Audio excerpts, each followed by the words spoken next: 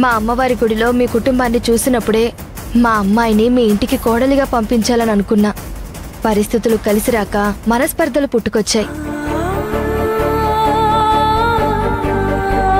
రాతలో ఏముంటే అది జరుగుతుందిలే అనుకునే సమయంలోనే మా అమ్మాయి మనసులో మీ మాధవ ఉన్నాడు అనే విషయం మాకు తెలిసింది.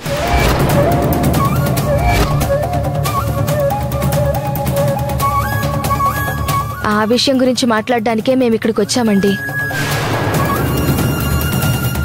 విషయం నెమ్మదిగా చెప్పి మిమ్మల్ని ఒప్పిద్దామని నేనే వీళ్ళని రమ్మన్నాను నాన్న. కానీ పెద్దబ్బాయికి అనుకున్న అమ్మాయిని చిన్నబ్బాయికి చేసుకోవడం ఎలా? నాన్న, దీని గురించి అంతగా ఆలోచించకండి.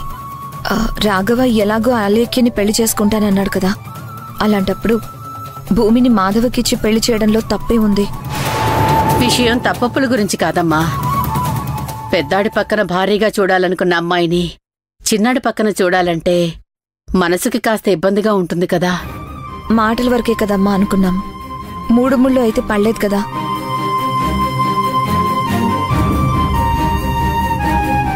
అత్తయ్య గారు, భూమిని చూడగానే మన ఇంటి కోడలిగా తెచ్చుకోవాలి అనుకున్నాము. అప్పుడు రాఘవకిచ్చి చేస్తే ఏంటి, మాధవ్కిచ్చి చేస్తే ఏంటి? ఈ రోజు మాధవ్కి భూమికి కలపాలని రాసుందేమో, అందుకే ఆ రోజు మన మధ్య మనస్పర్ధలు మొదలయ్యాయేమో. ఆ కారణంగానే అలేఖ్యకి రాఘవకి ముడివెయ్యాలనే ఆలోచనకొచ్చారేమో. ఇవన్నీ చూస్తూ ఉంటే ఇదంతా ఆ దైవ నిర్ణయం అని అనిపించడం లేదు.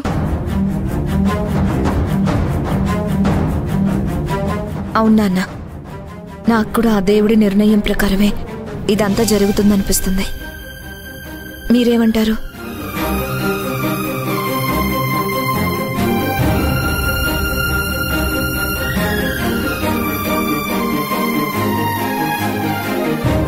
భూమి మన ఇంటి కోడలు అవుతుందంటే బానే ఉంటుంది.